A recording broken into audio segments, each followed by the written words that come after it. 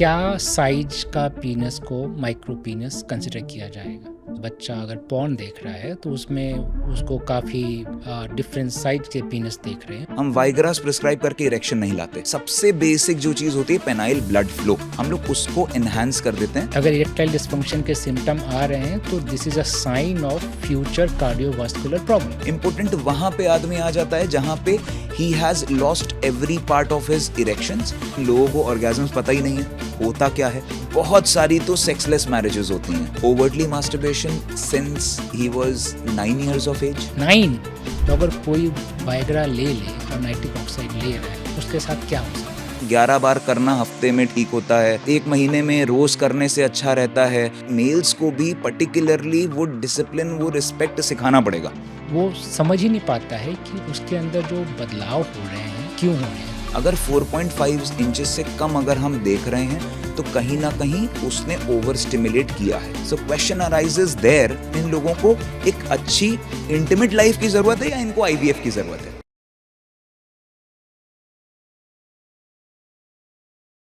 धन्यवाद डॉक्टर संकल्प जैन। व्यूअर्स, हमारे पास इंडिया के one of the famous sexologist हैं थैंक यू सो मच। और भारत में सेक्सोलॉजिस्ट ज़्यादा अवेलेबल नहीं है। हमने देखा है कि सड़कों में वो फ़ोटो लगी रहती है, पर ये असली में सेक्सोलॉजिस्ट हैं। इन्होंने एमबीबीएस की है, एमडी की है और इनका जैन क्लिनिक है लखनऊ में। इनकी जो क्लिनिक है, इनके पिताजी, इनके दादाजी, उनके परदादाजी सब के सब मेल फर्टिलिटी पे काम किए हैं और आयुर्वेदिक से लेके एलोपैथी, अभी ये डॉक्टर हैं, इन्होंने एमडी की हुई है और ये काफ़ी बेबाक बातें करते हैं। मतलब आप इनसे कुछ भी पूछिए मेल फर्टिलिटी के बारे में, फीमेल और फर्टिलिटी इन जनरल के बारे में कि ये क्यों होता है। मैं तो काफ़ी खुश हूँ आज डॉक्टर साहब आप आए हमारे एपिसोड में और आशा करते हैं कि लोग जान पाएंगे कि डिफरेंट चीज़ें जो उनके दिमाग में प्रश्न है या नहीं है और आप जो बताना चाहते हैं लोगों को हम जान पाएंगे। तो डेफिनेटली आपका इस स्वागत है। चीज़ की बहुत ज़रूरत है। सोसाइटी को एक सही डायरेक्शन देने की ज़रूरत है। थैंक्स टू यू, आप भी बहुत अच्छा काम कर रहे हैं इस फील्ड में, where fertility is expected, where sperm health is expected, where sexual health is expected. वहाँ पे बहुत भ्रांतियाँ हैं, जैसे कि आपने कहा कि टॉयलेट करने जाओ या ट्रेन से जाओ तो वो ब्लैक से लिखा हुआ है। इस फील्ड को इतना ज़्यादा ख़राब कर दिया है कि कोई अपने आप को सेक्सोलॉजिस्ट कहना भी नहीं चाहता, जबकि एक फील्ड भी नहीं है सेक्सोलॉजी। अगर देखा जाए कोई ऐसी एग्जैक्ट ब्रांच फेलोशिप्स ऑफ या स्टडी ऐसी नहीं नहीं है, है। ब्रांच नहीं है, बट फिर भी लोग इसके लिए काम कर रहे हैं। And thanks to all of the fraternity जिसने इतनी अच्छी अच्छी चीज़ें पॉडकास्ट के ज़रिए लेके आए हैं। धन्यवाद। आपने कहा सही है कि सेक्सोलॉजी को हम बहुत ज़्यादा ख़राब नज़र से देखते हैं और मैं कल ही पढ़ रहा था वात्सायन का जो कामसूत्र है जो 2000 साल पहले लिखी गई है, वो as a philosophy of society लिखी गई थी, पर उसको हमने उसके एक ही चैप्टर है जिसको हमने बर्बाद बना दिया है, एक्सप्लॉइट कर दिया है। आइए हम बात करते हैं फर्दर। तो मेरा आपसे एक सवाल ये है कि हम डिफ्रेंशिएट कर सकते हैं क्या कि प्री मैच्योर इजैकुलेशन क्या होता है और इरेक्टाइल डिस्फंक्शन क्या होता है और नपुंसकता क्या होती है? ठीक है, सो तीनों चीज़ों को अगर हम लोग एक साथ ले लें, premature ejaculation is somewhere related to your venous leakage effect, कि जहाँ पे ब्लड फ्लो आने का काम और ब्लड फ्लो वापस ले जाने का काम। वेयर देर इज़ आने वाला काम तो आर्टरीज इन्वॉल्व होती हैं, सब जानते हैं। हार्ट की तरीके से ही पेनाइल एरिया भी काम करता है। इट्स अ बोनलेस ऑर्गन, तो सिर्फ नाइट्रिक ऑक्साइड का प्रेशर और सिर्फ ब्लड फ्लो उन स्पॉन्जी मसल्स को एनेबल करती हैं कि आप एक अच्छा इरेक्शन ला पाओ। तो प्री मैच्योर बेसिकली वैस्कुलोजेनिक के स्तर पे आता है और ये चीज़ कहीं ना कहीं साइकोजेनिक भी अपने आप, वो फेलियर्स के बाद कहीं ना कहीं साइकोलॉजिकल इफेक्ट्स भी आ जाते हैं। पहले इसको सिर्फ साइकोलॉजिकल बोला जाता था, जो कि आज पुराने यूरोलॉजिस्ट भी बोलते हैं कि ये सब कुछ नहीं होता है और सिर्फ तुम्हारे दिमाग का विकार है ये। लेकिन आज बहुत सारे अच्छे अच्छे डॉक्टर्स, बहुत सारे अच्छे यूरोलॉजिस्ट या फिर साइकाइट्रिस्ट या फिर बहुत अच्छे लोग इस फील्ड पे काम कर रहे हैं। So erectile dysfunction is somewhere arteriogenic in nature, premature ejaculation is somewhere vasculogenic in nature, जो कि साइकोजेनिक इफेक्ट्स भी अपने लेकर आता है। लेकिन ये जो नपुंसकता वाली बात है, जिसको इतनी आसानी से लोग इम्पोटेंसी लिख देते हैं, सिर्फ किताबों के हिसाब से जाएं तो टेस्टोस्टेरॉन्स अगर आपके नॉर्मल रेंज से कम हैं, लोग उसको बताया गया है कि that is known as an Syndrome. Impotency syndrome. Syndrome. Exactly, but that is not concluded as an important. Important वहां पे आदमी आ जाता है जहां पे he has lost every part of his erections, he does not have any kind of sperm वाला health, कि अगर आप उनकी माइक्रोस्कोपिक जांचें भी करेंगे तो वो एजोस्पर्मिया के उसमें आएगा. मतलब उनके वीर्य में या सेमेन में कोई स्पर्म है ही नहीं, कोई मूवमेंट नहीं है. तो ये चीज बहुत ज्यादा डाइवर्सिफाइड है कि एस्थेनोएजोस्पर्मिया क्या होता है, एजोस्पर्मिया क्या होता है, या फिर इसमें भी कंजेनाइटल, आप जब से पैदा हुए हो तब से आपको शुक्राणु नहीं बन रहे हैं तो उसको धरती पे कोई ठीक नहीं कर सकता. लेकिन अगर किसी अक्वायर्ड रीजन की वजह से हुआ है, बहुत सारे ऑक्यूपेशनल हजार्ड्स होते हैं जहां लोग काम करते हैं, या फिर नॉर्थ के लोग दुबई चले जाते हैं, सऊदी चले जाते हैं, इतनी हीटेड एनवायरनमेंट में काम करते हैं, उन सारी चीज़ों को देखते हुए अक्वायर्ड इफेक्ट्स भी आते हैं.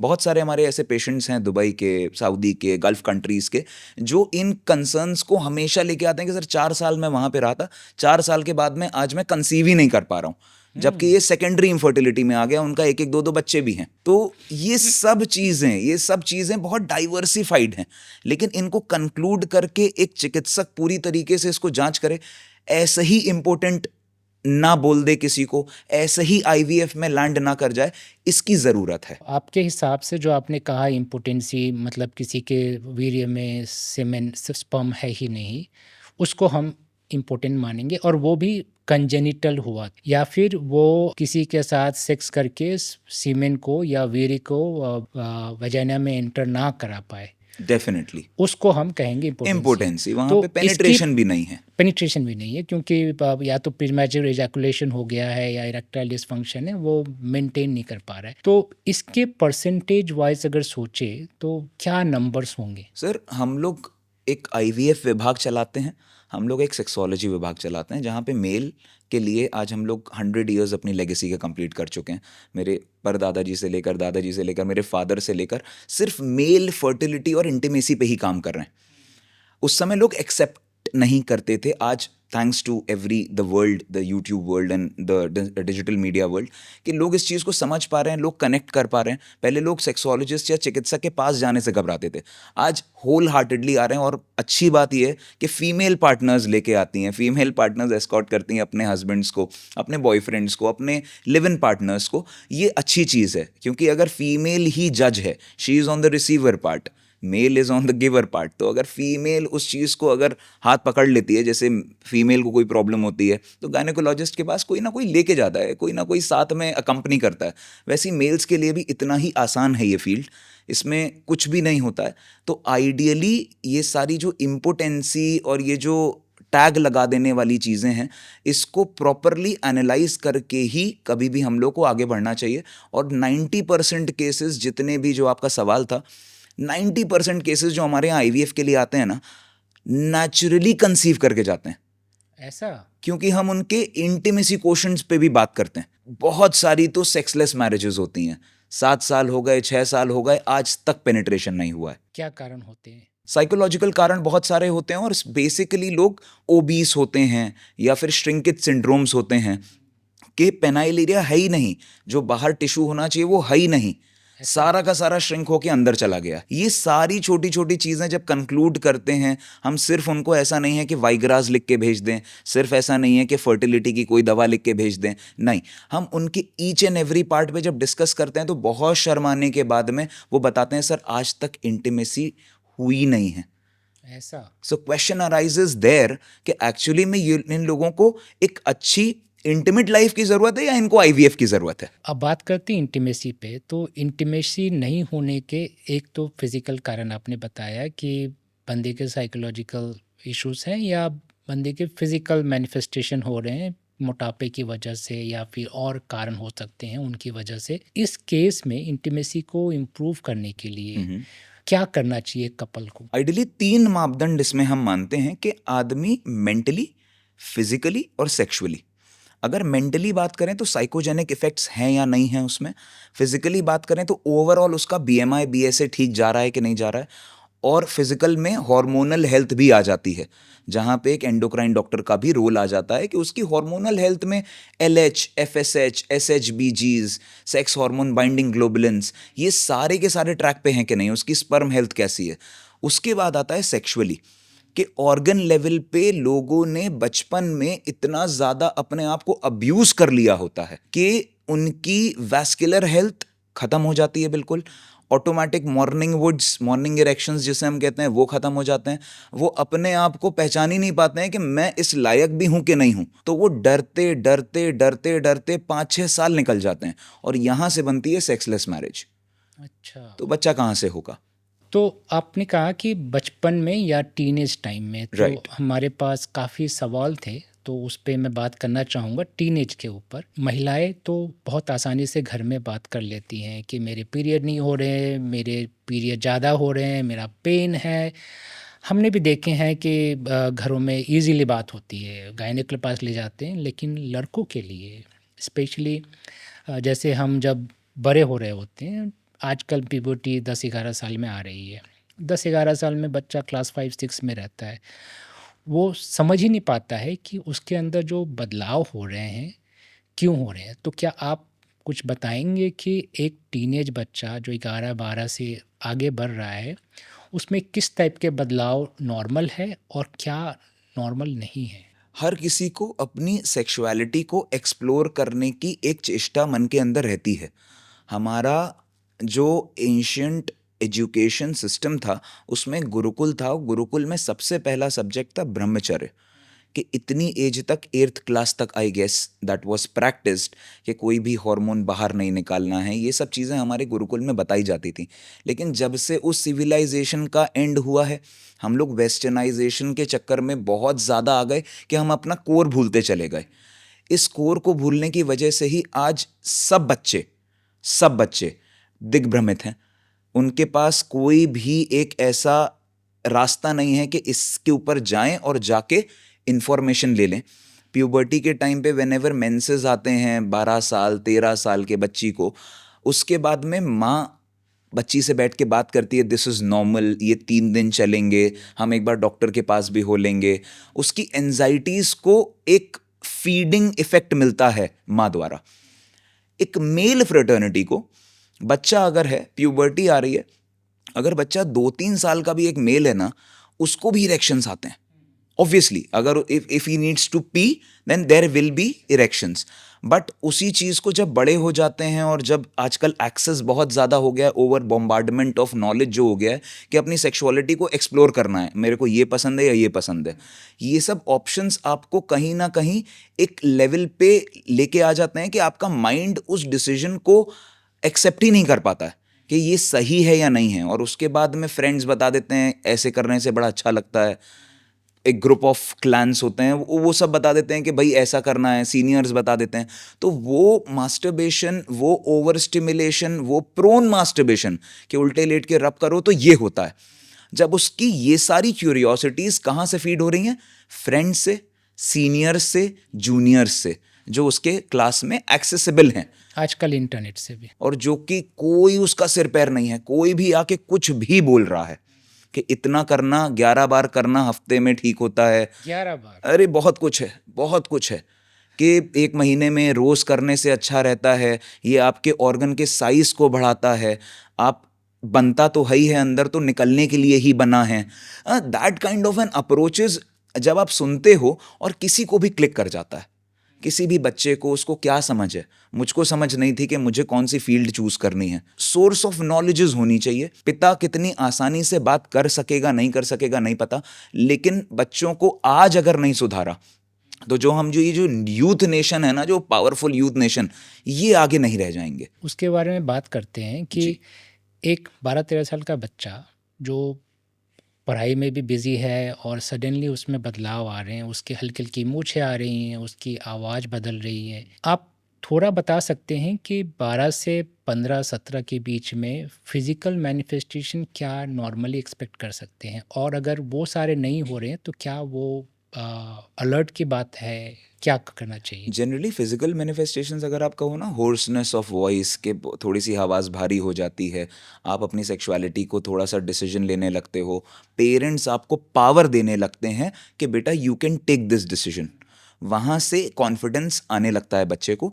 इसके साथ में whenever there are morning woods, तो बच्चे को एक अलग सेंसेशन आता है, या फिर उसका कभी नाइटफॉल हो जाए कोई भी थॉट्स की वजह से, जो कि एक ऑटोमेटिक प्रक्रिया है कि एक्सेस ऑफ एनीथिंग जब अंदर हो रहा है या ओवर स्टिमुलेशन हो रहा है तो नाइटफॉल हो सकता है। उसमें जब उसको अच्छा लगने लगता है, वहाँ से उसकी नॉलेज कहीं ना कहीं एक हाथ पकड़ने वाला कोई चाहिए।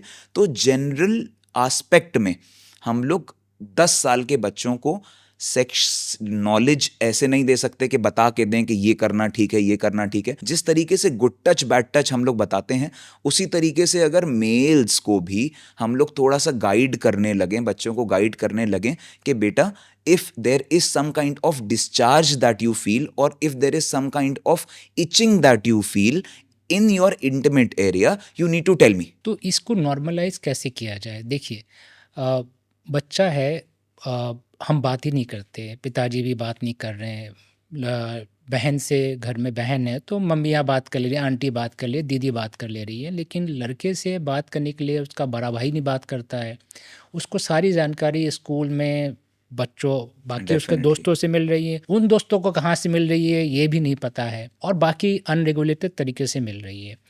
तो अगर मान लो कि 13-14 में, क्योंकि हार्मोनल बदलाव हो रहे हैं, वो प्यूबर्टी में जा रहा है, तो अगर उसके दिमाग में ख्याल आए, अचानक से पब्लिकली इरेक्शन हो जाए फॉर एनी रीज़न, क्या ये नॉर्मल है? देखिए डेफिनेटली नॉर्मल है, लेकिन उस चीज़ को पब्लिक में अगर इरेक्शन हो रहा है तो बच्चा छुपाने की कोशिश करता है। हाँ। यहाँ पे पेरेंट्स कितना इन्वॉल्व हो पाएंगे इस नॉलेज को लेकर, कितना ज़्यादा खुले हुए हैं, आई कांट से। ऑब्वियसली कुछ ऐसी किताबें मार्केट में, कुछ ऐसी सजेशंस भी हैं जो कि हम इसमें डाल देंगे, लिंक्स में डाल देंगे।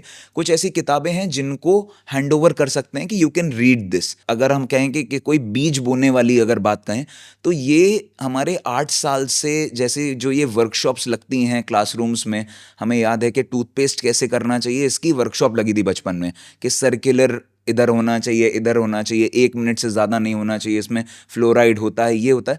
आज तक पता है वो, आज तक वो मोशन में है, याद आता है कि बचपन में ऐसी चीज हुई थी। लेकिन हमारे अगर यही चीज 8 साल का बच्चा, 10 साल का बच्चा, 12 साल का बच्चा और 14 साल के बच्चे, ये 4 लैंडमार्क्स पे स्कूल में वर्कशॉप्स प्रॉपर पीडियाट्रिशियन से, मैं किसी और की बात ही नहीं करता, सेक्सोलॉजिस्ट की बात नहीं कर सकता, प्रॉपर पीडियाट्रिशियन से अगर आप बताने लगो, और पीडियाट्रिशियन भी उसको इतना सटल वे में इंड्यूस करने लगे, तो मेरे ख्याल से 100 बच्चे हैं, कुछ लोग उसका मजाक उड़ाएंगे, लेकिन कुछ ऐसे अच्छे बच्चे होंगे जो कि उसको धारण कर लेंगे। उन्हीं बच्चों से आगे प्रोपोगेट होगा ये सब चीज। सो this is a chain system basically. मतलब फैमिली को और स्कूल दोनों को ये दोनों को करना हेल्प आउट पड़ेगा। करना पड़ेगा इसमें। ये तो रह गई एजुकेशन की बात कि how to transmit the education related to body change और going from the childhood to adulthood, right. उसमें बॉडी और फिजिकल क्या है बताने के लिए। क्या एक 12-13 साल या 15 साल के बच्चे को, क्योंकि मैं भी जब था टीनेज में और आप भी जब होंगे, तो आपके आसपास में जो बड़े लोग हैं वो बोलते होंगे कि हस्तमैथुन करना आपका पढ़ाई ख़राब कर देगा, हस्तमैथुन करोगे तो आप बड़े नहीं हो पाओगे, आप नाटे रह जाओगे, आपकी हाइट कम है। तो इसमें कितना सही, कितना सच और कितना सही नहीं है? और ये A to Z अगर मैं बात करूँ ना, कि अगर मास्टरबेशन करने से साइज अच्छा हो जाता है, मास्टरबेशन करने से दिमाग में रिटेंशन पावर बढ़ जाती है, आप ज़्यादा फोकस कर पाते हो, आपको याद ज़्यादा रहता है, आपकी मूछें दाढ़ी नहीं आएंगी, आप बच्चे ही रह जाओगे अगर मास्टरबेट नहीं करोगे। ये सारी जितनी भी धारणाएं हैं, ये सब गलत हैं। सब गलत है। ऐसा कुछ भी स्टिमुलेशन, क्योंकि ये सब चीज़ें अगर हम बात करें, मेरे लिए सिर्फ किताबें नहीं रही हैं जो मॉडर्न मेडिसिन है, मेरे लिए मेरे खुद के भी जो मेरे दादाजी की प्रैक्टिसेस हैं, एग्जैक्ट ओपन डिस्कशन होता था कि हमारा एक एरिया था जहाँ पे मालिश करते थे, तो मेरा काम था उनकी पीठ के ऊपर मालिश करना ऑब्वियसली। तो वहाँ से एक सिस्टम शुरू होता था कि छोटी छोटी चीज़ें इंड्यूस कर देते थे और उसमें लंगोट पहनते थे कि बेटा लंगोट के पक्के रहना। मुझे समझ नहीं आई थी, इंड्यूस करके छोड़ दिया। मुझे कब समझ में आई है मुझे भी नहीं पता कि दिस इज़ वेरी इंपॉर्टेंट कि आप इन्फेक्शंस ना लो, आप कहीं भी एक्सप्लोर ना करो इन सब चीज़ों को, आप अपने एक दायरे में रहो। तो ये सब चीज़ें क्या है बहुत ज़रूरी होती हैं कि इनग्रेन हो जाती हैं आपके दिमाग में। ये ओपन डिस्कशंस हर पेरेंट्स के लिए आसान नहीं है, बट छोटे छोटी चीज़ें कि कोई भी अगर फीमेल को अगर यहाँ टच करता है तो फिर बेटा यू टेल मी। फीमेल को भी यही बताना चाहिए, no you are not allowed कि to touch it your self और by other means also. You feel anything, आप बात कर सकते हो, आप बता सकते हो। हम लोग डॉक्टर के पास में चलेंगे, आप अंकल से बात कर लेना। हर किसी के फैमिली डॉक्टर्स होते हैं, वो बच्चे बता देते हैं फैमिली डॉक्टर को, देखिए मेरे साथ ये हो रहा है, पापा को मत बताना। And that kind of trust और बॉन्ड लेके चलते हैं। तो डॉक्टर्स की यहाँ पे बहुत बड़ा रोल है, पेरेंट्स का ऑब्वियसली रोल है, किताबें दे सकते हैं वो लोग, लेकिन स्कूल्स का सबसे बड़ा रोल है कि अगर हमें अपना यूथ को पावरफुल रखना है, हमें अपना हार्मोन, अपना वीर, अपना सीमन को बचाना पड़ेगा। ऐसे वेस्ट मतलब it takes 78 days to perform this spermatogenesis वाली पूरी प्रक्रिया। कितने सारे सर्टोली सेल्स, लेडिक सेल्स, क्या क्या इन्वॉल्व नहीं रहता है। एंड उस पूरे उसमें जब ये जो इमोशनल एस्पेक्ट्स भी हैं उनको भी कभी भी देखा नहीं गया कि फीमेल के उन 3-4 दिनों में देयर आर कि female is with an AK-47 if she is on menses. This is told, ingrain कर दिया गया था। तो वी नो कि रिस्पेक्ट करना है, वी नो कि हेल्प करना है, कि अगर जबरदस्ती घंटी बजी है दीदी नहीं जाएगी, तुम जाओगे। That kind of a thing कि बताया नहीं जाता था कि शी इज डाउन। ये छोटी छोटी चीज़ें जब हम इनग्रेन करते हैं ना, तो वहीं से हम लोग एक अपना बेस लेके चलते हैं। लेकिन जब इनके बारे में बात ही नहीं करते हैं, शर्म के चक्कर में या बहुत ज़्यादा बात करने लगते हैं, तो ओपन छोड़ देते हैं कि बेटा do whatever you want to do. वहाँ से ये चीज़, it's a fine line, basically it's a very thin line कि आप गलत क्या कर सकते हो, सही क्या कर सकते हो। तो ये छोटी छोटी चीज़ें हैं, हमें एस्पेक्ट्स को लेना पड़ेगा। और अगर गवर्नमेंट के लेवल पे, स्कूल्स के लेवल पे इस नॉलेज को, उन फर्टिलिटी और जो वो रिप्रोडक्शन वाले चैप्टर्स हैं उनको चिपकाने या स्टेपल करने की बजाय पढ़ा दिया जाए, तो भी बात बन जाएगी। उसके बारे में तो क्या ही बताए, जब मैं भी पढ़ रहा था तो रिप्रोडक्शन का चैप्टर को बोला करा गया गया ये था, हम सिलेबस सब में जानते नहीं हैं। है। So when we were in MBBS, हमारे सामने कैडेवर था। I had that cadaver who had an erected penis. हाँ वो तो सो सी, होता है। तो वहां से हमारी पूरी की पूरी 25 लोगों की जो टेबल होती है, वहां से हम लोग नॉर्मलाइज होने लग गए। रोज हमें उसी कैडेवर को देखना था, तो वो नॉर्मलाइज था कि अब हम लोग बात करने से पहले, या गायनी, मेल्स गायनीज और ये सब चीज़ें नॉर्मल हो गई। उसी तरीके से हमें नॉर्मल करना पड़ेगा। ओवर नॉर्मल भी करना ठीक नहीं है, बट एक फाइन लाइन अगेन। तो नॉर्मलाइजेशन की बात है, तो क्या एक 14-15 साल का जो बच्चा है, क्लास 8, 9, 10 में है, क्या उसको मास्टरबेशन करना, उसको गिल्ट फील करना चाहिए या इट्स नॉर्मल अगर नहीं नहीं, उसके हो डेफिनेटली गया है तो? Definitely not. मास्टरबेशन, एक्सप्लोर करना अपने आप को, अपने ऑर्गन को एक्सप्लोर करना, अपनी सेक्सुअलिटी को एक्सप्लोर करना ठीक माना गया है, कोई गलत चीज़ नहीं है।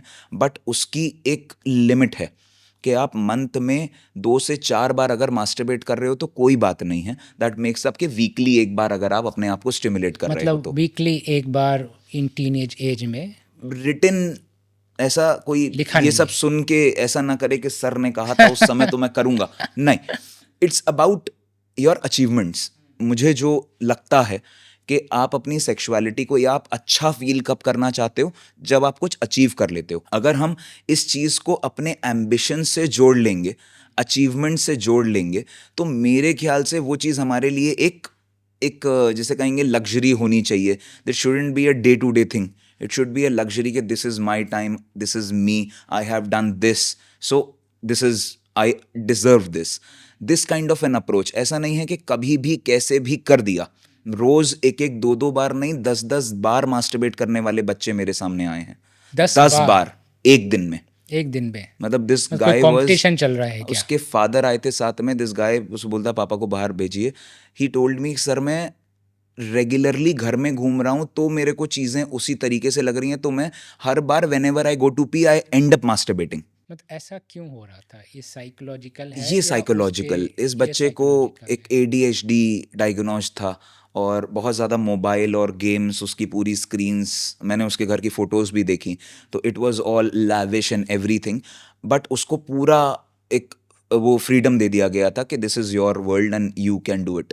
तो ये सब चीज़ें क्या है, बहुत ज़्यादा वो गेम्स खेलता था गन्स शूटिंग वाले, शूटिंग वाले वहाँ से उसको मैस्कुलिनिटी मिलती थी, वहाँ से ही टोल्ड मी कि सर मुझे कॉन्फिडेंस आता है। डोपामाइन और मिलता था। जैसे ही डोपामीन वो चीज़ होती है एंड उसको इरेक्शंस आते थे and he rushed for masturbations, so he connected erections with masturbation. तो नॉर्मल क्या होना चाहिए? आपने कहा हफ्ते में एक बार, ये तो यहाँ तो ये बच्चा गेम खेल रहा है, पर मान लो कोई बच्चा नॉर्मल है, पढ़ाई लिखाई कर रहा है और पीबीटी में हमको पता है, हम एडल्ट हैं, कि डेफिनेटली इरेक्शन नॉर्मल है, पर वो अचानक से ही ऐसे करके बैठ जाता है, उसको समझ नहीं आता है और वो एम्बैरेस फील करता है। क्या उसको एम्बैरेस फील करना चाहिए? एम्बैरेसमेंट की इसमें डेफिनेटली कोई बात नहीं है। माता पिता भी अगर देखते हैं बच्चों में मेल्स हैं जिनके, और वो भी थोड़ा सा एक स्माइल पास कर लेते हैं आपस में because they know he is wearing a pyjama and he is having it.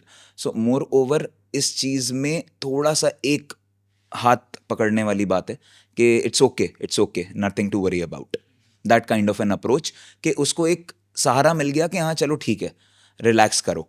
उसके बाद में सटली उसको बता दिया कि if you are in a public place और काइंड ऑफ दिस थिंग, तो this is normal and this can happen, but this does not mean you tend to approach someone with this kind of an thought process और something. मैंने बताया था ना, पढ़ाओ बेटा, बेटी पढ़ाओ बचाओ। बेटी बचाओ आंदोलन, मैं कह रहा हूँ बेटा पढ़ाओ बेटी बचाओ होता है, ये होना तो पढ़ेगा यही नहीं जब तक चाहिए, वो बचेंगे नहीं। बचेंगे नहीं तब तो तक, आपकी मतलब थॉट प्रोसेस, आप कितना डिसिप्लिन्ड हो, बच्चों को भी, मेल्स को भी पर्टिकुलरली वो डिसिप्लिन, वो रिस्पेक्ट सिखाना पड़ेगा कि कुछ भी कैसे भी, जो जो लोग ये स्लैंग्स यूज़ करते हैं आजकल, लोग बहुत अपने आप को गौरवान्वित महसूस करते हैं, बहुत अपने आप को कॉन्फिडेंट महसूस करते हैं स्लैंग्स यूज़ करके, जो हाँ, जेनजीज यूज़ कर रहे हैं, बट एक्चुअली में बार बार उन स्लैंग्स का ज़बान पे आना, वो कहीं ना कहीं बात दिल में उतर जाती है। वैसी वाली बात है, आर्मी में बहुत चिल्ला चिल्ला के बोलते हैं। तो एक थे बहुत अच्छे कर्नल साहब थे, वो बताते हैं, मैंने उनसे पूछा भी था आप लोग इतना चिल्लाते क्यों, नॉर्मली भी तो जय हिंद करे जा सकता है, लेकिन उन्होंने कहा था energy that you can show from your voice gives you a heart beat stimulation.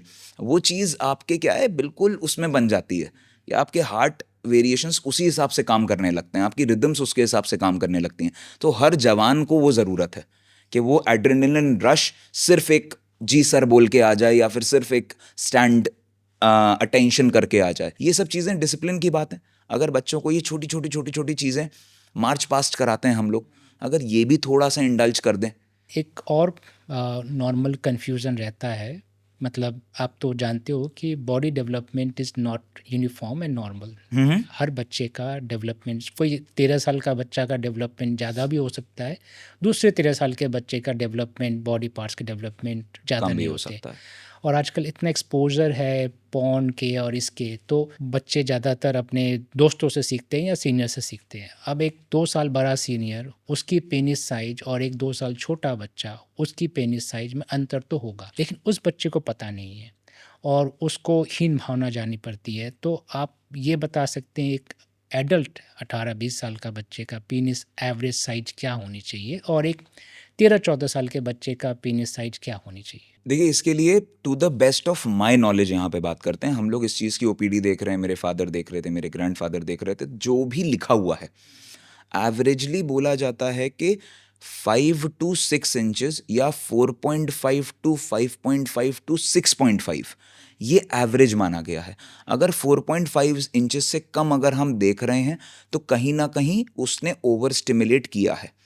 अगर हम लोग 5.5 एवरेजली या 4 to 6 या कुछ भी ऐसा देख रहे हैं तो उसमें कोई ऐसा प्रॉब्लम विषय नहीं बनता है, बट वो डिपेंड करता है कि उसके हार्डनेस कोशेंट कितने हैं उसमें। वो डिपेंड करता है कि ऑर्गन का नॉर्मल जो एनाटमी है वो मैच हो रही है कि नहीं हो रही है। मैं सिंड्रोम्स की बात नहीं करता, बहुत बच्चे डाउन सिंड्रोम के होते हैं जिनमें डेवलपमेंट हुआ ही नहीं है सेक्सुअल फंक्शन का।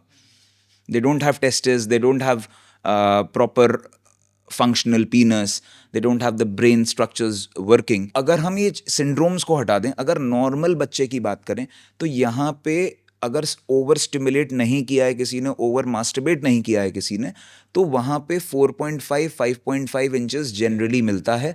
वो किस आपका एज ग्रुप में? दैट डिपेंड्स ग्रोथ हमारी टिल 24 तक चलती रहती है। तो obviously there has to be some level of growth के 24 साल, 25 साल, 21 साल हम लोग एक एवरेज निकाल लेते हैं, लेकिन हम लोगों ने देखा है कि 24 साल तक भी ग्रोथ होती है।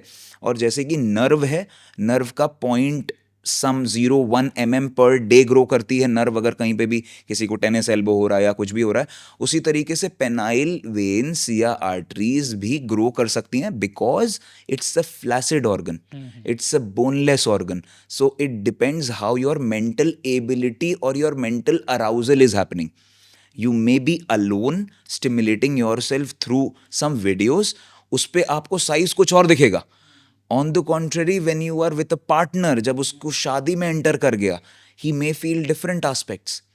तो ये सब आपके सेल्फ स्टिमुलेशन के ऊपर भी है कि आपकी आंखों को आपको कैसा स्टिमुलेशन आ रहा है, वो 100% वाला इफेक्ट है कि नहीं है. मुद्दे की बात यह है कि अगर कोई 14-15 साल का बच्चा अगर पॉर्न देख रहा है तो उसमें उसको काफ़ी डिफरेंट साइज के पीनस देख रहे हैं और उसका नहीं है, तो उसको कुछ सोचने की ज़रूरत नहीं है. इंतज़ार करे 18-20 साल में जाके उसकी जब ग्रोथ होगी, या 24 साल में, तो वो प्रॉपर साइज का होगा. सबसे पहले जो 14-15 साल के बच्चे पॉर्न देख रहे हैं, वो कंपैरिजन ही गलत है. वो पॉर्न वही में तो. जितने भी पीनस हैं, मैं इसको 99% बोल रहा हूँ, 1% जनरल फर्टर्निटी के लिए छोड़ दे रहा हूँ, जो ईमानदारी से अपना काम करते होंगे. 99% इम्प्लांटेड पीनस हैं. इम्प्लांटेड पीनस है, 99%. मतलब वो नॉर्मली वो वैसा नॉर्मल होता नहीं पेनिसेस है, नहीं है, तो वो सर्जरी कराते वो हैं. सर्जरी कराते हैं. That's their profession. अच्छा. उसमें 2 रॉड्स पड़ती हैं. देयर आर इम्प्लांट्स जो कि आप पुश कर सकते हो, टेस्टिस को हटा के उसमें पंप्स दे देते हैं. तो वो that's their job. Aesthetics is their job. कहने का मतलब ये है कि अगर किसी आप पॉर्न में 6.5 इंच से, आपने कहा Yes, 6.5 yes. 6.5 inch They are से not normal. बड़ा पेनिस रेयर होना चाहिए, मतलब 1% के भी नहीं नेचुरली होने ये चीज चाहिए. आपकी हाइट, वेट, डेवलपमेंट, इन सब पे डिपेंड करता है. और ऑल्सो द मतलब किस डेमोग्राफिक से हो. एग्जैक्टली किस डेमोग्राफिक से हो. आप अगर साउथ साइड से हो, या आप नॉर्थ साइड से हो, या फिर आपका बहुत ज़्यादा उधर बॉर्डर का इफेक्ट है कि आपकी हाइट छोटी है, या आपका वो सा. तो ये सब बॉडी टू बॉडी डिपेंड करता है. लेकिन इसमें एक एवरेज, मैंने जितना भी पेशेंट्स देखे ना, एक एवरेज एस्पेक्ट मैंने देखा है कि जितना आपकी हाइट होती है, वो आपकी सेम हाइट, या पूरा आप हाथ फैला लोगे तो होती है, जनरली वो मैच करती है ये दोनों चीज़ें, ऊपर से from head to toe and from this finger to this finger. अगर आप पूरा अपने आप को स्ट्रेच करते हो, तो अगर आप अपने ऑर्गन को एक्चुअली में एनालाइज करना चाहते हो, so if you keep your organ on your hand, obviously transverse direction, and your glans penis can show from मतलब this side. ऐसे. Exactly, glans should be ऊपर और ऊपर सर. ठीक है, ऊपर. हाँ, glans should be ऊपर. हाँ. Then this hand. अगर the shaft of the organ is aligning with this size plus the glans, then you are very much normal. Okay. मतलब this is around 4.5 inches plus. ये plus ही होता है, ये minus नहीं होना चाहिए. अच्छा. अगर प्लस है, it's a win win situation. तो माइनस के बारे में कहते हैं कि there is something called micro penises.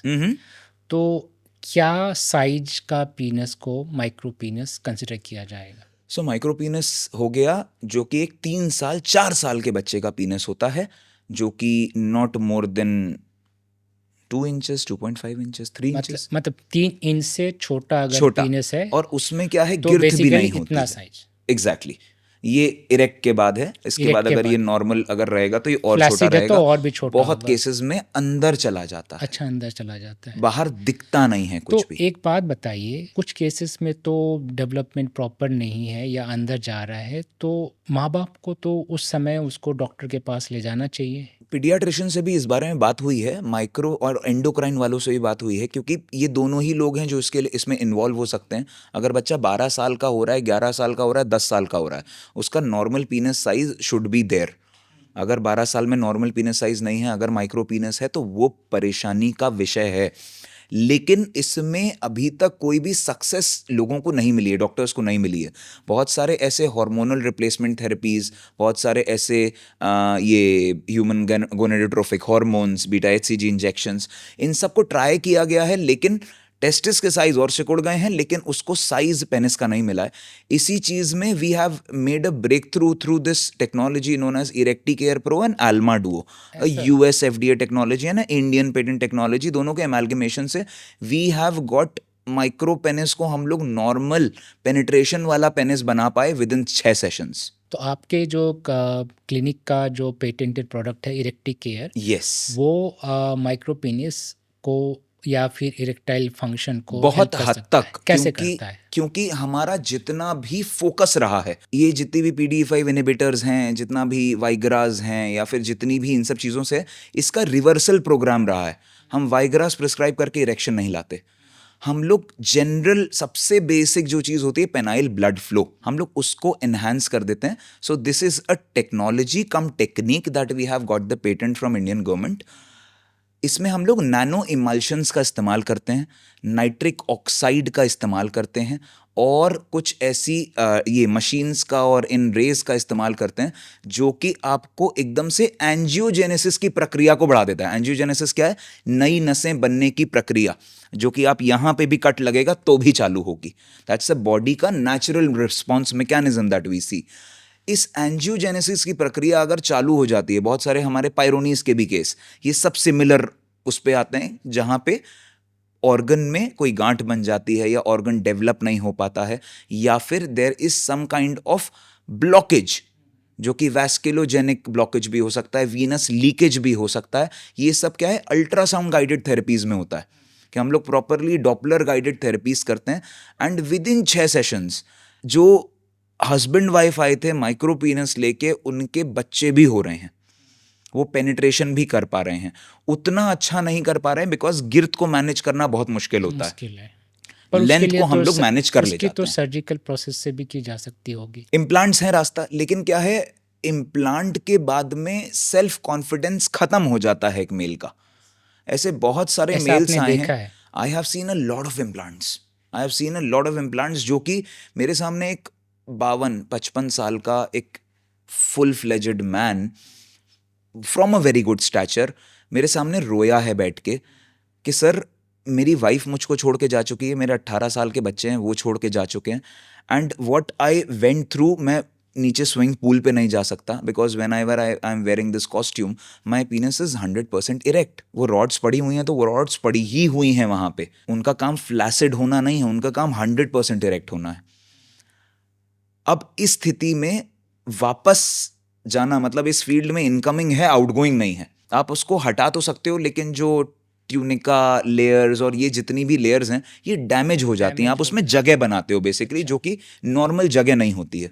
तो इम्प्लांट्स एक तरीके से आपका इंटरनल कॉन्फिडेंस सिस्टम को खत्म कर देता है, क्योंकि a man is always always masculine. Feel जो उसकी मैस्कुलिनिटी है उसके इरेक्शंस और उसके पेनाइल फंक्शन से ही है। इस पे बात करते हैं क्योंकि काफ़ी भ्रांतियाँ हैं समाज में, जैसे इरेक्टाइल डिस्फंक्शन। जी, किस चीज़ को आप मतलब क्या होगा अगर लड़के के साथ क्या हो रहा है कि उसको कहा जाएगा कि उसको इरेक्टाइल डिस्फंक्शन हो रहा है, और कब वो डॉक्टर के पास जाए? ठीक।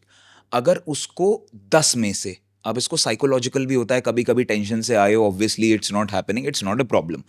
10 में से अगर 6 बार 7 बार भी आप अगर सक्सेसफुल पेनिट्रेशन कर पा रहे हो तो आप ठीक हो। तो ये एक क्राइटेरिया हो गया कि वो 50% से ज़्यादा टाइम, मतलब 10 बार अगर सेक्स करता है 5-6 बार वो पेनिट्रेट 50% इज करके, समवेयर अलार्मिंग। अलार्मिंग, मतलब 6-7 बार अगर कर 6-7 पाता है बार। तो वो नॉर्मल है। तो इसमें 2-3 चीजें और हैं कि whenever he is going towards the partner he is getting automatic erections or not.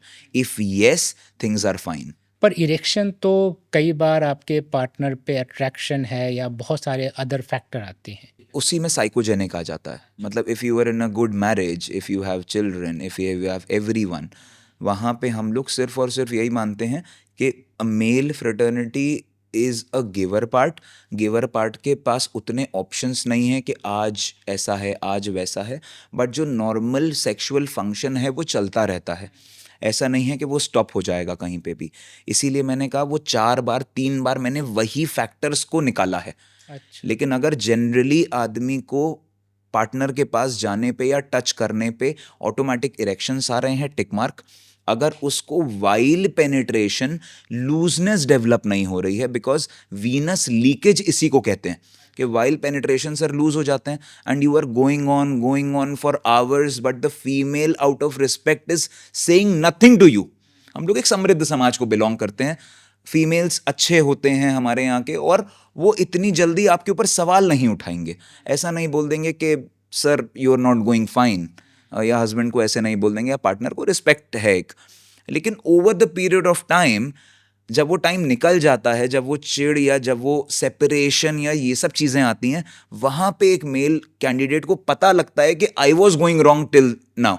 आपने कहा कि इरेक्शन पेनिट्रेशन के बाद नहीं कर पा रहा है ज़्यादा टाइम तक, तो क्या कोई नंबर होते हैं कि 10 सेकेंड, 5 सेकेंड, 60 सेकेंड, इसमें 5 मिनट, क्या हमने कितना हमने होना इसमें एक चाहिए? प्रॉपरली एक वो किया है कि 4 play, role play rounds. Now 4 play depends on your attraction, कि आप उतना इन्वॉल्व हो जाओ, your brain deficits. Role play, there should be something new every day that attracts you. Role play में कुछ भी हो सकता है। और राउंड्स, यहाँ पे जब हम राउंड्स की बात करते हैं ना, तो समय की बात नहीं आती, यहाँ पे स्ट्रोक वॉल्यूम्स की बात आती है, थ्रस्ट की बात आती है। अगर आप एक 40 to 45, 50 स्ट्रोक्स करने के काबिल हो, आप बिल्कुल ठीक हो। 50 स्ट्रोक के अराउंड तक आपका इरेक्शन मेंटेन इरेक्शन रहता है, तो मेंटेन्ड है और आपका इजैकुलेशन नहीं हो रहा है, इजैकुलेशन नहीं हो रहा है, तो आपका इरेक्टाइल डिसफंक्शन के क्राइटेरिया को मीट नहीं करते। मीट नहीं करते हो आप। अगर ये सब 3 क्राइटेरिया हो रहे हैं, तो उन लोगों को क्या करना चाहिए, किसके पास जाना चाहिए? Ideally family doctor is the first person जो कि लोग कंसल्ट करते हैं। बहुत सारे पेशेंट्स हमारे बोलते हैं सर फैमिली डॉक्टर को बोला था, उन्होंने बोला था कि इतना इतना ये ले लो। लेकिन urologist is a right guy, psychiatrist is a right guy, कोई भी एक एमडी मेडिसिन या डीएम मेडिसिन वाले भी are the right people. Medicine के डॉक्टर के पास जा मेडिसिन के सकते डॉक्टर हैं, के पास जा यूरोलॉजिस्ट के सकते पास। पर यूरोलॉजिस्ट के बारे में जो अवधारणा है ना, ज़्यादातर जो यूरिनेशन की प्रॉब्लम होती है 55-60 साल के बाद, 50 साल के बाद, या प्रोस्टेट की प्रॉब्लम है, तभी लोग यूरोलॉजिस्ट के पास जाते हैं। पर ऐसा नहीं होना चाहिए क्या कि एक बच्चा 13-14 साल का हुआ है, माँ बाप उसको, जैसे बच्ची को गायने के पास ले जाते हैं, बच्चे को यूरोलॉजिस्ट के पास ले जाए? ऐसा होना चाहिए, नॉर्मल है, नहीं डिफाइंड है? नहीं है ये फील्ड अभी, सेक्सोलॉजी, और इसको अभी भी यूरोलॉजी, सेक्सोलॉजी, साइकाइट्री, ये सब मिक्सचर चल रहा है इस समय। इस समय किसी को वेल डिफाइंड नहीं है कि इसका एक्चुअल फंक्शन, इसका प्रोटोकॉल क्या होगा। सिर्फ टाडालाफिल, डेपोक्सिटीन, पेरोक्सिटीन्स या ये सब दवाइयों से सेक्सोलॉजी नहीं बनी है। तो अब आते हैं उस पर्टिकुलर एस्पेक्ट में कि लोगों की इरेक्टाइल डिसफंक्शन हो रहा है, और आजकल ये वायग्रा सबको पता है, PD5 इनहिबिटर्स, पेरोडेक्सोट्रेस और 5 इनहिबिटर, तो अभी लोग ऐसे ही प्रिस्क्राइब कर दे रहे हैं। मतलब अभी हम दोनों बात कर रहे थे बिहाइंड ये प्रिंसटन की जो स्टडी है, राइट। जिसमें काफ़ी ज़्यादा यूरोलॉजिस्ट और कार्डियक स्पेशलिस्ट और डॉक्टर्स आए। वो ये स्टडी करने आए कि ये वायग्रा, ये टैडलाफिल, सायालिस, ये सब जो मेडिसिन है जिसको इरेक्टाइल डिसफंक्शन के लिए लोग मतलब गोलियों की तरफ हाँक रहे हैं, जैसे कि शुगर की गोलियां हैं, आप इसके बारे में कुछ इंसाइट देंगे कि इन मेडिसिन को ओवर द काउंटर जाके लेना चाहिए या नहीं लेना चाहिए, डॉक्टर से सलाह लेना चाहिए, किसी के कार्डियक प्रॉब्लम है या दूसरे किसी तरह के मेडिसिन ले रहे हैं, इसके बारे में थोड़ा प्रकाश डालिए। मुझे पर्सनली ये लगता है कि सेक्सोलॉजी की फील्ड कार्डियोलॉजिस्ट को देनी चाहिए। पर्सनली मुझे ये लगता है, बिकॉज ये जो प्रिंसटन्स पूरा ही कंसेंसस बना था, उन लोगों ने उस समय समझ लिया था कि 4-5 साल पहले ही हार्ट के कोई भी एलिमेंट के 4-5 साल पहले ईडी आएगा ही आएगा। मतलब अगर इरेक्टाइल डिसफंक्शन के सिम्टम आ रहे हैं तो this is a sign of future cardiovascular problem. Exactly, because उसके रीजंस ये हैं। आप जब एम्ब्रियोलॉजी अगर आप देखो, एम्ब्रियोलॉजी में आप अगर इन दोनों का ओरिजिन देखो, इनका मसल फॉर्मेशन देखो, पेनाइल और हार्ट का, दोनों एक ही जगह से है। इनके जो एम्ब्रियोनिक प्लेट जो चीज़ें हैं वो सब एक ही तरीके से हैं। अगर आप 3 mm की नली हार्ट में देखोगे जिसमें स्टेंटिंग होने लगी है आजकल, 1 से 1.5 mm की नली पेनाइल एरिया में है। तो अगर वो 1 से 1.5 mm कहीं ना कहीं ब्लॉक्ड है, there is some kind of plaque या there is some kind of blockages और फाइब्रोसिस इन दैट एरिया, तो दैट्स वेरी मच लाइकली कि वो उस माइक्रोवास्कुलेचर जो कि हार्ट में प्रेजेंट है उधर भी हो। या पोर्टल हाइपरटेंशन, लिवर के पास भी ऐसे ही माइक्रोवास्कुलेचर्स देखे गए हैं, बट बहुत पोर्टल वेन काफ़ी बड़ी होती है, तो इसीलिए उसका कोई भी इतना ज़्यादा प्रॉब्लम नहीं आता, इमीडिएटली प्रॉब्लम नहीं आता। ये 5 साल 4 साल पहले अगर ईडी को हम लोग सॉल्व अच्छी तरीके से करने लगे, not with these Viagras, not with these paroxetines. अगर हम ब्लड फ्लो के ऊपर जाने लगे कि मतलब penile blood flow, exactly the root cause of it, कि अगर 8 से 12 पीएसवी है, पीक सिस्टोलिक वॉल्यूम्स, या उसकी 8 से 12 के बीच में होनी चाहिए, वो फ्लैसिड एरिया में है कि नहीं है। हम हर बार पेपावेरिन इंजेक्शंस डाल के या हर बार वाइग्रास लगा के हम पेनाइल डॉपलर ना करें। हम एक जनरल पेनाइल डॉपलर, जो कि फ्लैसिड पेनाइल डॉपलर होता है, अगर उसको भी कर लें, इतनी जनरल जांच है, किसी भी रेडियोलॉजिस्ट के पास जाओ, मशीन रखेगा, एआई का ज़माना है आजकल, and you will have a very good report. तो मतलब टेस्ट की जा सकती है कि डेफिनेटली इट्स ये very important.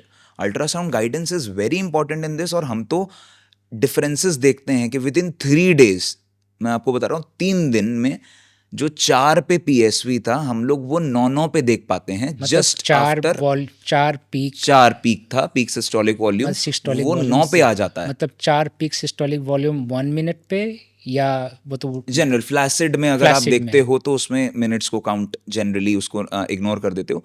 Generally peak systolic volume जब भी अगर मशीन पे वो गया है, और अगर वो पीक सिस्टोलिक वॉल्यूम किसी भी रीजन से, जनरली वो आर्टीरियोजेनिक कॉजेज होते हैं या वैस्कुलोजेनिक कॉजेज होते हैं, मतलब नसों की प्रॉब्लम। नसों की प्रॉब्लम, अगर हम उनको इरेक्टी केयर प्रो, जिसका मापदंड ही वही है ब्लड फ्लो, और कुछ काम नहीं करते, सिर्फ ब्लड फ्लो ठीक कर देते हैं, बॉडी अपने आप संभाल लेती है सब कुछ। नॉर्मल इरेक्शंस आना, नॉर्मल पेनिट्रेशंस होना, नॉर्मल अराउजल्स होना, मॉर्निंग वुड्स आना, ये सब शुरू हो जाता है एक 55 साल के आदमी में भी, without even a single bit of risk to the heart. मतलब पहले ही आपको मिल जाता है। तो अभी लोग जैसे धड़ल्ले से ये वाइग्रा वगैरह ले रहे ओवर द हैं, काउंटर, क्या ओवर द काउंटर जो ले रहे हैं, क्या लोगों को लेनी चाहिए? पर्टिकुलरली मैं, to the best of my knowledge अगर मैं बोलता हूँ, मैं इसके थोड़ा सा खिलाफ हूँ। मैं माउथ डिजोल्विंग पिल्स ठीक मानता हूँ, बिकॉज एक साइकोजेनिकली, अगर वो सलाइवरी एरिया में, बिकॉज माउथ डिजोल्विंग टाडालाफिल्स अगर आप 2 mg, 4 mg, 5 mg, 10 mg अगर आप देखो भी तो काम नहीं करती हैं वो, until unless 50 mg, 30 mg, 20 mg, जब तक 100 mg अंदर नहीं जा रही है। माउथ डिजोल्विंग का एक फायदा है कि जनरली वो आपको इतना ज़्यादा हेडेक या इतना ज़्यादा आंखों में रेडनेस या कोई भी साइड इफेक्ट इतनी जल्दी नहीं देती हैं। लेकिन वाइग्रास के थोड़ा सा मैं खिलाफ हूँ। रूट कॉज पे जाके प्रॉब्लम को पकड़ लीजिए, अन्यथा मेंटली डिस्टर्बेंसेस भी शुरू हो जाते हैं और वो एंड अप होते हैं एंगर इश्यूज और सेपरेशन और डाइवोर्सेस में। So that's not the right way. पर जैसे अभी आप पहले बात कर रहे थे नाइट्रिक ऑक्साइड, और हमने पढ़ा है कि ये वाइग्रा वगैरह को नहीं लेना चाहिए अगर आप नाइट्रिक ऑक्साइड ले रहे हैं। वैसोलाइरेटर्स हैं ये सब। तो नाइट्रिक ऑक्साइड कई तरह के ब्लड प्रेशर की मेडिसिन में होती है। तो अगर कोई वाइग्रा ले ले और नाइट्रिक ऑक्साइड ले रहा है, उसके साथ क्या हो सकता है? Basically nitric oxide rich fruits, foods और ये सब चीज़ें खा रहे हैं, और nitric oxide is an external gas जो कि बाहर से हम लोग इंपोर्ट कर रहे हैं।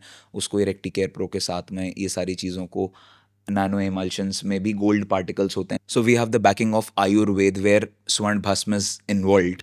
सो the modern medicine and the ancient medicine, इन दोनों के लेवल पे हम लोग इस चीज़ को कॉम्बिनेशन थेरेपीज के लेवल पे ब्लड फ्लो वापस ला पा रहे हैं। जितने भी अब ये जो वाइग्रास हैं, चीज़ें हैं, बहुत लोग पल्मोनरी में भी पहले यूज़ करते थे उस चीज़ को, आई डोंट नो, ब्लड हाँ, प्रेशर मेंटेन ब्लड करने प्रेशर मेंटेन करने के लिए, चीज़ों के लिए। और तो उसको उसकी हार्ट के ऊपर कार्डियो प्रोटेक्टिव नेचर्स भी देखे गए हैं, पर क्या डेफिनेटली देखे गए हैं, प्रूवन है? प्रोवन है, बिल्कुल प्रोवन है। लेकिन इसीलिए वो कार्डियोलॉजिस्ट का विषय है कि इसको बीएमआई बीएसए के हिसाब से, शरीर देखने के हिसाब से, ये कितना इसका मेंटल एबिलिटी है, 100 mg चलेगा कि 50 mg चलेगा, ये मेडिकल स्टोर पे जो फार्मासिस्ट खड़ा हुआ है वो नहीं बताएगा। तो मतलब ओवर द काउंटर रैंडमली लेना हार्म कर नुकसान सकता है, है, हार्म कर वो सकता है। हार्म कर रहा है। मतलब हम लोग, आप एनएचएस जाइए, आप बाहर से ही हैं, आप एलिग्रा भी आपको एक मेडिकल स्टोर पे नहीं बिना मिलेगा। जीपी के नहीं मिलेगा। मैं तो नॉर्वे से हूँ, वहाँ पे आपको सी, ये over the European counter union नहीं पूरा का मिलेगा। पूरा नहीं मिल सकता। आप एडमिट हो जाओ, आप कुछ भी करो, आप 7-8 कुछ दिन भी वेट कर कर लो, लो, नहीं मिलेगा। यही कंट्रोल चाहिए हमको वेस्टर्न मेडिसिन पे इंडिया में। आप इंपोर्ट भी नहीं कर सकते। इंपोर्ट भी नहीं कर सकते। मैं कह रहा हूँ ना, दिस लेवल ऑफ वाइग्रा तो आप भूल ही जाओ, आपको कैसे मिल जाएगी। सो ये सब दवाएं जो एंटीबायोटिक रेजिस्टेंस, हमारे माननीय प्रधानमंत्री जी भी इस समय, मोदी जी भी बोल रहे हैं, एंटीबायोटिक रेजिस्टेंस कितना बड़ा लेवल पे प्रॉब्लम क्रिएट कर देगा, ये जानते भी नहीं है कि एक नॉर्मल अजीथ्रोमाइसिन लाइफ सेविंग की जगह वही चीज़ लाइफ थ्रेटनिंग बन गई है। क्यों? रेजिस्टेंस है तो है, इन सारी चीज़ों का भी रेजिस्टेंस है, प्लाक फॉर्मेशंस हैं। ये सब चीज़ें खा खा के आप उस स्टेज में आ जाते हो कि हम भी आपको हेल्प नहीं कर पाते एक टाइम पे. So consulting a doctor is the best part.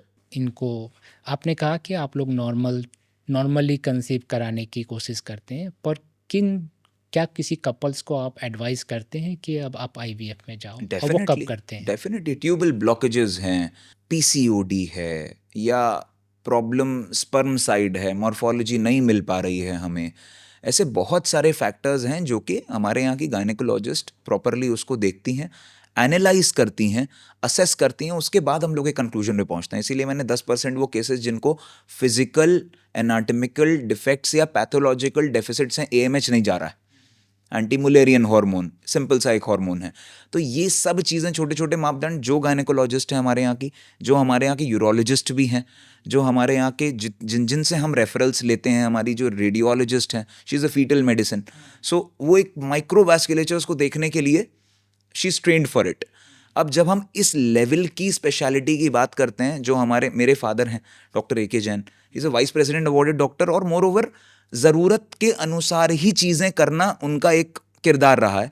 वही चीज़ उन्होंने इस पूरे डिपार्टमेंट को मॉडर्न, चाहे कह लीजिए, चाहे एंशंट कह लीजिए, चाहे एमैल्गमेशंस कह लीजिए, सो ये सब चीज़ें ज़रूरत है प्रॉपर चिकित्सक के जिस विभाग का है उसको चूज़ करने की. एक नहीं कर सकता कोई. अभी आपको मैं एग्जांपल देता हूँ। मुझे अभी कल ही किसी ने मैसेज किया इंस्टाग्राम पे, और 6 महीने शादी हुई है, मुझे सेमेन की रिपोर्ट भेज दी अपने पति की, और बोल रहे हैं कि इनमें क्या प्रॉब्लम है. तो रिपोर्ट में मोरलेस ठीक थी, हल्की सी मॉर्फोलॉजी की इशू थी, पर वो करेक्टेड थी. लेकिन इतनी इम्पेशेंट है कि 6 महीने में प्रेग्नेंट होना चाहते हैं. हम्म. आपको क्या एडवाइस है?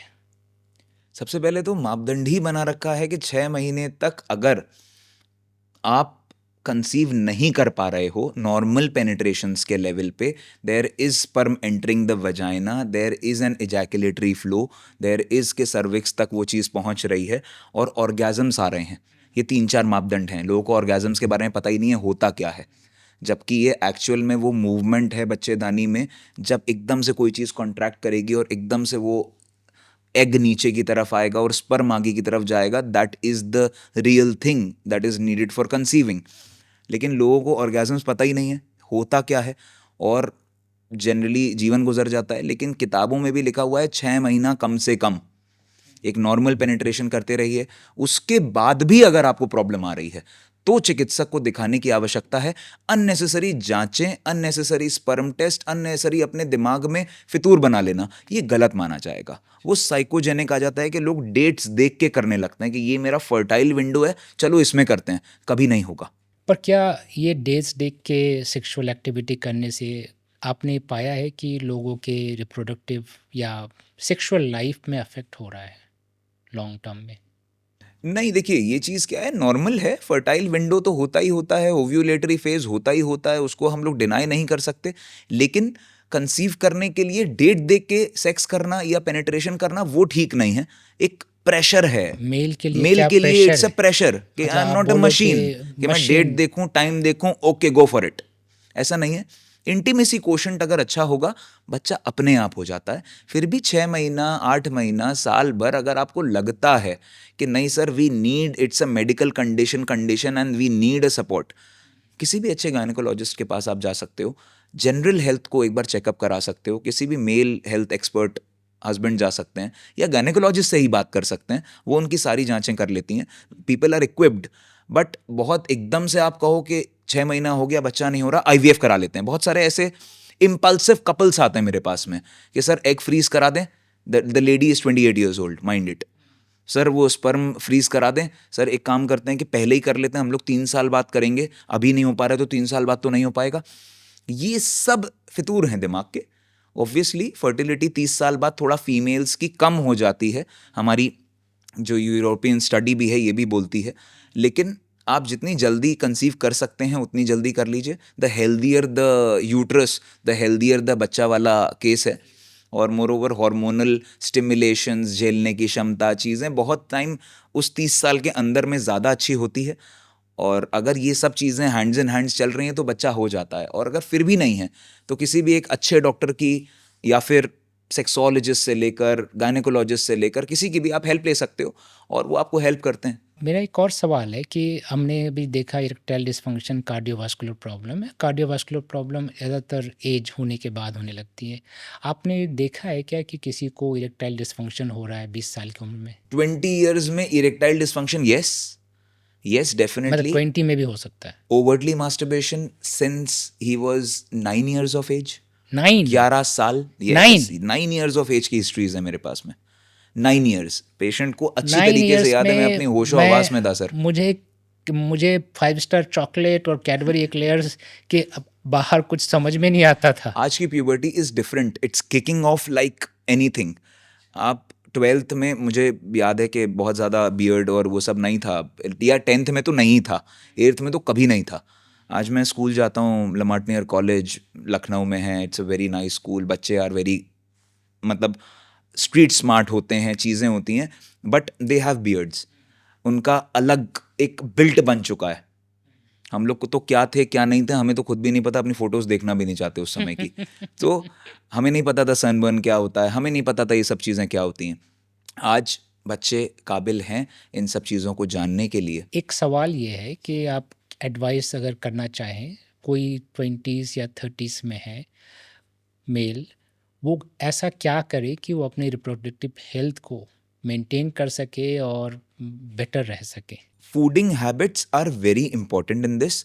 आप बहुत जल्दी एज पे जिम जाने लग रहे हो अपनी मसल्स फुलाने के लिए, आपके ग्रोथ फैक्टर्स को वो हिंडर कर रहा है। बच्चे मेरे ख्याल से 15-16 साल से जिम ज्वाइन कर रहे हैं आजकल, वेट लिफ्टिंग शुरू कर दी है, उनकी हाइट भी रुक गई है। जनरली आप जल्दी वेट लिफ्टर्स को देखोगे, उनकी हाइट स्टंटेड ग्रोथ होती है उनकी, क्योंकि ऑब्वियसली ग्रोथ कैसे होती है, दोनों हड्डियों के बीच में वो पूरी प्रेशर आता है, चीज़ें होती हैं। सो अर्ली जिम्स ना जाएं। अर्ली प्रोटीन्स जो लोग शुरू कर रहे हैं 15-16-17 साल की उम्र में, वे प्रोटीन्स ले रहे हैं बच्चे, क्रेटिन ले रहे हैं, चीज़ें ले रहे हैं। पर उन सब चीज़ों में तो हार्मफुल चीज़ें हो सकती, स्टेरॉइड वगैरह हो सकती है ना, मतलब। डेफिनेटली हो सकती हैं, बट देखना पड़ेगा ना कि एक क्रिकेटर है, वो अगर वे प्रोटीन लेके जा रहा है, ऑब्वियसली उसको 6 घंटा 8 घंटा फील्ड में रहना है, वो खपा लेगा। लेकिन एक बच्चा वे प्रोटीन अपनी मसल्स फुलाने के लिए स्कूल जा रहा है, क्या करेंगे आप इसमें? सिर्फ इन एड्स के लेवल पे कि आप ये मसल खा लो, ये मसल गेन खा लो। तो बच्चों को आज की डेट में फोमो है, फियर ऑफ मिसिंग आउट, कि उसका बिल्ट इतना अच्छा है, मैं क्यों पतला हूं। वो डॉक्टर्स को सीख इसीलिए कर रहे हैं। मेरे पास छोटे छोटे बच्चों के कंसल्टेशंस पड़े हुए हैं जो कि सीख कर रहे हैं हेल्प के, सर मैं बहुत पतला हूं, मेरा साइज अच्छा नहीं है, मैं अच्छा दिखता नहीं हूं। इमेज कॉन्शियसनेस इस एज पे खराब है। आपको पता भी नहीं होना चाहिए क्या है, आपको अपने गोल्स के ऊपर ध्यान देना चाहिए। इस समय शक्ल सूरत आ जाएगी। तो फूड हैबिट अच्छा करें, फूड और क्या हैबिट करें? बहुत इंपॉर्टेंट है। एक्स्ट्रा जिम मशीन्स, कार्डियो के नाम पे पूरी ये मशीन्स को ना यूज करें। नॉर्मल कैलिस्थेनिक्स में चले जाएं, नॉर्मल योगाज में चले जाएं, नॉर्मल बॉडी को रनिंग और जिम्नास्ट, मतलब फ्लेक्सिबिलिटी के ऊपर अगर बच्चे ध्यान देने लग जाएं, मेरे ख्याल से वो अपने सेक्सुअल फंक्शन को भी क्लियर कर लेंगे along with the food habits. कि अपने खाने में बहुत सारी चीज़ें रॉ रखें, बहुत कुक्ड फूड जितना भी मिलता है घर में वो सब खाएं, लेकिन घर का खाएं, प्रोसेस्ड फूड से बचें।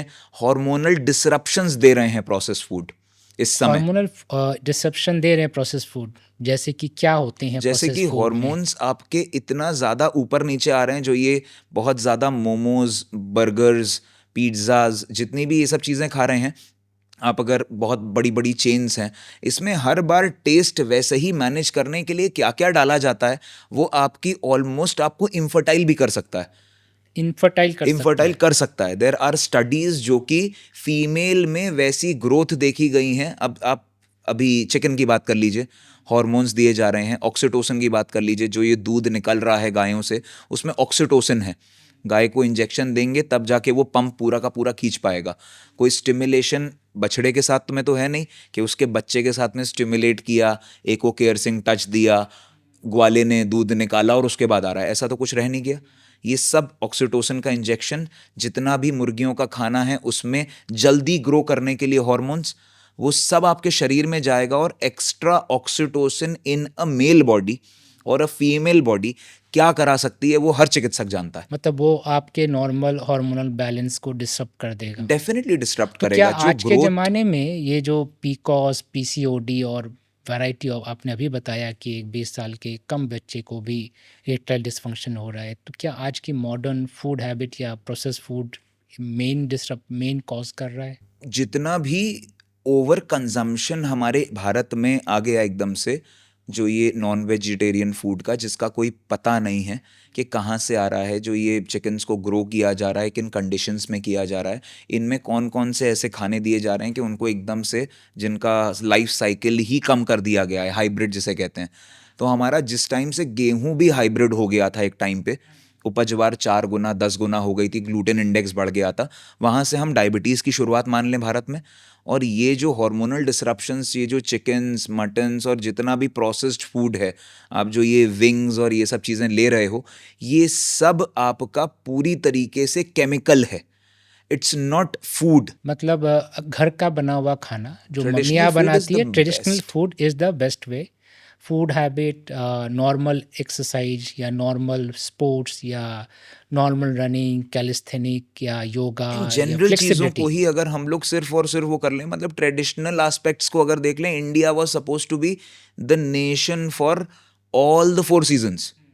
हर सीजन का अलग अलग खाना है, हर देश में सारे सीजन्स नहीं है सर। नहीं होते हैं। हर देश की आप वेस्टर्न या किसी भी एरिया की आप उसकी खाने पीने की हैबिट्स को, या फिर उस एक्टर ने किया था तो मैं भी उसको खाना खाने लगता हूँ, ये नहीं होता। रीजनल वेरिएशन के हिसाब से खाना निर्धारित किया गया है, जो कि आपके ट्रेडिशनल फूड में कि ठंडों में बाजरे का, गुड़ का खाना है। एक रोल था। हम्म। जनरली नॉर्थ इंडियंस आपकी रेगुलरली नहीं खाता बाजरा, मिलेट्स को रेगुलरली नहीं खा रहे हैं, गर्म होते हैं।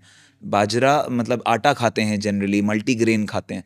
तो ये सब चीज़ें क्या है, रीजनल वेरिएशंस हैं। आप इनको अगर पकड़ के चलोगे, आपको एक्स्ट्रा कुछ भी प्रोसेस्ड वे प्रोटीन्स है इनके लेवल पे आपको बिल्ड करने की ज़रूरत नहीं है। आपका डाइजेशन भी ख़राब करते हैं, नेचुरल जो माइक्रोबायोम है बॉडी का उनको डिसरप्ट करते हैं। और अगर वहाँ से डिसरप्शन शुरू होगा तो हार्मोनल एक्सचेंज भी गड़बड़ाएगा, एकदम से ग्रोथ। मतलब मैंने 8 साल का बच्चा देखा है, he has the growth level of his पीनस like an 18 years old. ये कैसे 18 years old. पॉसिबल है? I was also very much astonished. I asked my father, how is it possible? We took all the photos. हमने उसको ultrasound के लिए भी भेजा था, लेकिन ऑब्वियसली ही रेफरेंड कि मैं फिर से आऊँगा या कुछ भी है। वो पिता अपने बच्चे को लेके आया है कि सर इसकी ग्रोथ ऐसी है। हम भी थोड़ा सा, हमने कहा आधार कार्ड दिखाओ, हो सकता है तुमने पहले की वो कर दिया होगा, बच्चे में कोई सिंड्रोम होगा। बट वी वर एस्टोनिश्ड कि ये सारे माइक्रो पीनस तो ठीक है, वो बड़े पीनसेस के भी केसेस आ रहे हैं। And he is having everything, he is having discharges, he is having everything. ये सब हार्मोनल डिसरप्शन है सर। एकदम से जो ये प्यूबर्टी किक इन कर रही है, एकदम से जो ग्रोथ हो रही है, चाहे वो लड़कियों में कह लीजिए, इतनी जल्दी ग्रोथ हो जाना बहुत आसान नहीं था स्कूल टाइम्स और इन सब के हिसाब से। But as the generation is moving, there is a different level of growth, there is a different level of aptitude, IQ levels that we are able to see. We need to be aligned with it. हम इसको alignment ही कहेंगे। और अगर हम लोग back to back alignment hormonal functions को tick लगाते जाएं, सेक्सुअल फंक्शंस में मेजरली ब्लड फ्लो को अगर टिक मार्क लगाएं ना, तो हम लोग जनरल चीज़ों को तो ऐसे ही कोप अप कर ले जाएंगे। अभी जो लोग हैं, जी कपल्स हैं, जी जो कंसीव करना चाहते हैं, राइट। बच्चा करना चाहते हैं, आप उनके लिए क्या एडवाइस देंगे? मेजरली जितने भी कपल्स हैं जो कि कंसीव करना चाहते हैं या फिर मोर ओवर अपने आप को सेल्फ असेस करना चाहते हैं, जनरल मापदंड को देखें। 40 to 45 स्ट्रोक्स इंश्योर करें 100% इरेक्शंस के साथ। वो आपके राउंड्स में भी बदल सकता है। मल्टीपल ऑर्गेजम्स को फोकस करें। अगर फीमेल में ऑर्गेजम्स हैं, बच्चेदानी में मूवमेंट है, तो ही आपको कहीं ना कहीं अंडा उतरता है, स्पर्म मिलता है और वो एक फर्टिलिटी प्रोसेस अपने आप पूरी हो जाती है।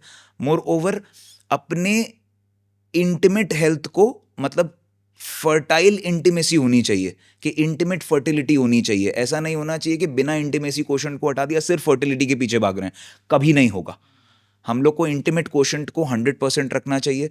इस एक्टिविटी को ऑब्वियसली एक स्टेप ऊपर हाथ पे रखना चाहिए कि वो हमारा एक मेंटल सिंक है, वो हमारी बॉडी टू बॉडी टच जो फ्लूइड्स एक्सचेंज हो रहे हैं, ये कहीं ना कहीं हम लोग को अलाइन करता है। अपने पार्टनर्स के साथ में, और बहुत सारी चीज़ें तो वही कर देता है। तो सबसे इंपॉर्टेंट है खाने पीने के ऊपर ध्यान दें।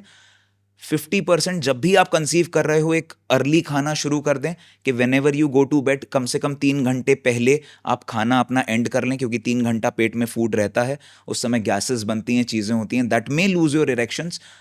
इसके साथ में अपने 50% खाने को रॉ कर दें। जितनी भी आप रोटी खाते हो, आप 4 रोटी खाते हो, 2 रोटी खाना स्टार्ट कर दो एक टाइम में। 50% एक फुल वेजिटेबल्स, या 5 का रूल होता है कि 3 सब्जियां ले ली, एक गाजर ले लिया, एक टमाटर ले लिया, एक खीरा ले लिया, एक फ्रूट ले लिया, या समथिंग दैट इज अनार ले लिया, ये या बीटरूट ले लिया। जो भी नाइट्रिक ऑक्साइड रिच फ्रूट्स हैं या फूड्स हैं, इनको हम लोग स्टार्ट करने लगे, हमारी फर्टिलिटी अपने आप ठीक हो जाएगी। और अननेसेसरी मास्टरबेशंस या ओवर स्टिमुलेशन से बचना चाहिए। अगर ये सारी चीज़ें चेकलिस्ट है, उसके बाद भी अगर प्रॉब्लम आ रही है तो चिकित्सक के पास जा सकते हैं 6 महीने बाद, 3 महीने बाद। लेकिन अगर ये सब चीज़ें हैंड्स इन हैंड चल रही हैं, आपका मेंटल सिंक चल रहा है वाइफ के साथ में, fertility is not a very big thing. इसको लोगों ने हवा बना के रखा है। मतलब दुनिया में कितने % लोग पेरेंट बन सकते हैं? अगर कोई भी अक्वायर्ड या कंजेनाइटल, उन सारी हार्मोनल जो डीएनए और इसकी वजह से जो प्रॉब्लम्स आती हैं, हम लोग बहुत बार डीएनए एनिपलाइडी टेस्ट भी करते हैं, उसमें भी प्रॉब्लम आती है। आरएच फैक्टर्स को हटा दें, इन सारी चीज़ों को, अगर जो मेडिकली ओरिएंटेड चीज़ें, इनको हटा दें, तो सब लोग इस चीज़ को करते आ रहे हैं, और हमारी भारत की पॉपुलेशन बता रही है सब लोग बन सकते हैं। तो मतलब मैं इसमें कौन हूँ? 99% लोग मतलब पेरेंट 99 बन नहीं बोलेंगे सकते सर, हैं। चिकित्सा के हिसाब से बहुत ऐसी चीज़ें आने लगी हैं, जैसे कि मैंने बताया, एस्टोनिशिंग चीज़ें आने लगी हैं। तो मोर ओवर 90% लोग तो हाँ, बिना किसी सपोर्ट के। और आप गांव के लोगों को देख लीजिए, उनको जनरली इन सब चीज़ों में हेल्प लेने की ज़रूरत नहीं पड़ती। ये वो लोग हैं जो कंप्यूटर जॉब हैं, जो बहुत ज़्यादा ओरिएंटेशन नहीं है, दुनिया कैसे चल रही है, क्या चल रही है, उनको सिर्फ उतने ही एरिए में उनको ट्रेन किया गया, उतने ही एरिए से निकाल के लाया गया। या जो डेस्क जॉब वाले हैं, या जो लोग बहुत बाहर हैं, पार्टनर के साथ नहीं रह रहे हैं, उनको प्रॉब्लम है, नॉलेज की कमी है। और अगर इन सारी चीज़ों को वो अगर अमेलगमेट करते हैं, नॉलेज को एनेबल कर लेते हैं अपनी, और जनरल मापदंड को एड्रेस करने लगते हैं, तो मेरे को लगता है कि सब पेरेंट्स बन सकते हैं। मतलब 80% तो नॉर्मली बन सकते हैं, बनना और चाहिए, बाकी सब definitely। फैक्टर करेक्ट कर लें करेक्ट कर लें। तो कम से कम 98-99% लोग with support of medical intervention बन सकते हैं। डेफिनेटली। हम फर्टिलिटी प्लस इंटीमेसी, इसी के लिए हमने एक प्रोग्राम लॉन्च किया है, फर्टिमेसी वेलनेस लेके। सो फर्टिलिटी प्लस इंटीमेसी। सो हमारा कहना ही यही है कि ब्लड फ्लो के ऊपर ध्यान दो, इंटीमेसी को अपने आप टिक मार्क लगा लो, फर्टिलिटी झक मार के पीछे आएगी। So that sync is very important. तो यहाँ पे अगर फर्टिलिटी इन्वॉल्व है या इंटीमेसी इन्वॉल्व है, इन सारे मापदंड को अगर हम लोग नेचुरल लाइफस्टाइल डिसऑर्डर बोलते हैं इसको, तो साहब लाइफस्टाइल डिसऑर्डर है, लाइफस्टाइल को ऑर्डर में ही लाके सही होगी। कोई इसमें डॉक्टर जादूगर नहीं है जो ठीक कर देगा। दवाएं सिम्टोमेटिकली दे देते हैं, लेकिन जब तक आपकी लाइफस्टाइल ठीक नहीं होगी, तब तक ये इफेक्ट्स आपको आते रहेंगे, रिलैप्स करते रहेंगे, और आप एक अच्छे सेटिस्फाइड जीवन नहीं जी पाओगे। तो हमने काफ़ी बात की डॉक्टर से, काफ़ी बेबाकी से हर टॉपिक पे बात की। तो मैं उनको थैंक यू कहना चाहूँगा। Thanks a lot, आप sir। हमारे इस फर्टिलिटी इनसाइट पॉडकास्ट में आए, बहुत बहुत और आपने ऐसे ऐसे जगहों में बात की जहाँ पे आम तौर पे लोग बचते हैं। Thank you so much. तो धन्यवाद। इसी के साथ हम ये एपिसोड ख़त्म करते हैं। मिलते हैं अगले एपिसोड में दूसरे डॉक्टर के साथ। धन्यवाद।